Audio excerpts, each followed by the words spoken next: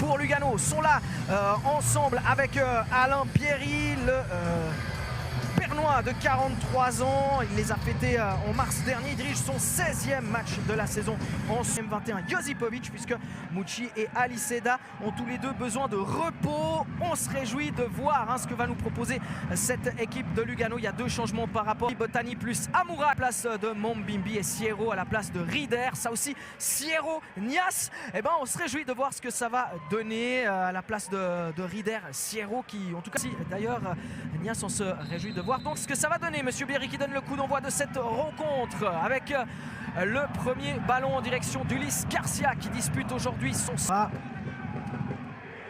Le centre d'Amoura. Deuxième poteau, la frappe instantanée.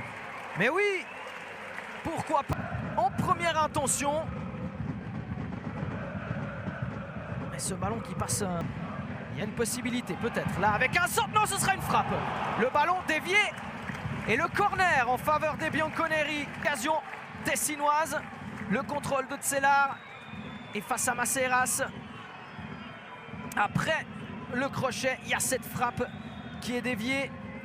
Tselar encore. Tselar, il y a beaucoup de blancs sur la route de Tselar. Mais il peut quand même frapper. Von Balmos pour l'arrêt. Période. Tselar a eu la toute dernière occasion. Avec le coup de rein, la feinte, la Bernois. Parce que s'il y a un but luganais, alors là je peux vous garantir que c'est bouclé derrière et on passe une deuxième mi-temps bien plus compliquée encore. Donc voyons ce qui va se passer. C'est parti, deuxième poteau directement. Oh non, c'est goal. C'est goal. Elle termine au fond cette balle. Saipi qui avait donné la sensation, il termine au fond. But de Camara. Sa deuxième réussite de la saison, on va revoir cette tête. Et ce ballon qui termine, c'est le but gag. C'est le but gag. On n'a pas osé le dire, mais ça pouvait pas être autrement. Elle file entre les... Et là, on n'est pas non plus expert en gardien, comme on n'était pas expert médecin tout à l'heure. Mais normalement, le gardien, il doit jamais faire un arrêt comme ça. Jamais. Jamais. Alors, nous, Malavanchi, que... Le ballon perdu par Ulysse Garcia, Lustenberger qui glisse et qui tombe. C'est une immense occasion pour Lugano. Il y a deux possibilités, soit aller tout seul, soit faire la passe. Il y va tout seul, Amoura. Il y va tout seul comme un grand. Il profite de la glissade de Lustenberger. La pluie joue son rôle dans ce début de deuxième mi-temps. Cette frappe immense qui s'en va tromper Von Balmos. Rien à faire pour le gardien bernois partout ici au Cornaredo. Cette deuxième mi-temps est lancée de la plus belle des manières. Le petit coup d'œil à gauche, mais la frappe droit dans la lucarne de la... Kanga toujours, Kanga qui glisse mais qui peut donner ce ballon à Edimilson. Oh la latte qui tremble.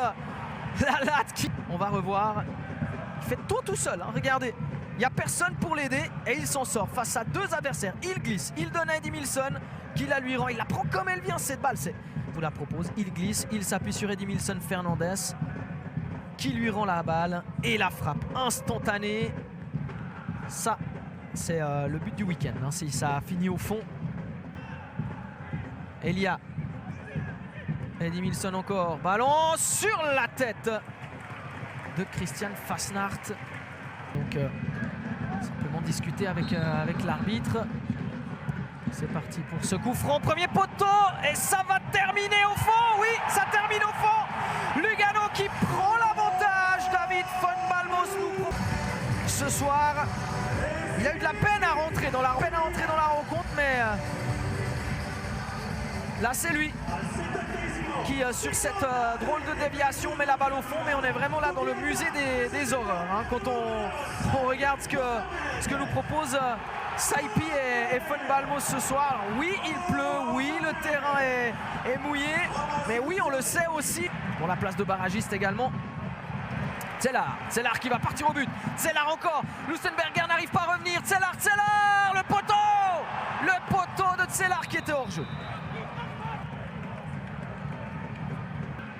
Et on l'a laissé partir, on l'a laissé se lancer dans cette longue chevauchée. On l'a laissé résister, échapper à Lustenberger et frapper, foncer le clou. Et ce ballon qui va aller sur le panneau publicitaire, mais c'est pas là qu'il devait arriver. Saipi.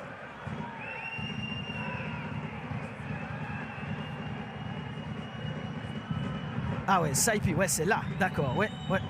Alors là, ouais, ce serait de la soirée. Un but gag encaissé et un carton rouge pour la réaction. Et en plus, il fait semblant derrière.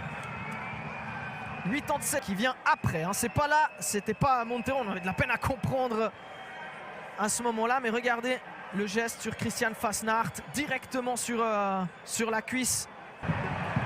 Lovric, il y a 2 contre 1. Lovric encore, Lovric toujours, il y a Haile Selassie à droite, Haile Selassie, c'est terminé en Cornaredo. Vont gagner, ça faisait 5 rencontres que Lugano n'avait plus goûté à la victoire. Ce sera désormais chose faite avec ce contre. Posera donc pour la première fois de la saison contre Young Boys après 3 défaites cette saison, après 6 défaites via le championnat et via la Coupe de Suisse. Ça sent bon pour Mattia Croci-Torti et le FC Lugano. Monsieur Bierry siffle la fin de cette rencontre, victoire 3-1, pluie du terrain mouillé. Lustenberger avait glissé et cet homme, Mohamed Amoura, était parti tout seul au but. Il avait frappé 3 minutes après l'ouverture du score et puis il a ensuite également réussi à donner un but d'avance à ses coéquipiers. Dreaming on in my head like I've seen it. A life worth living is a life with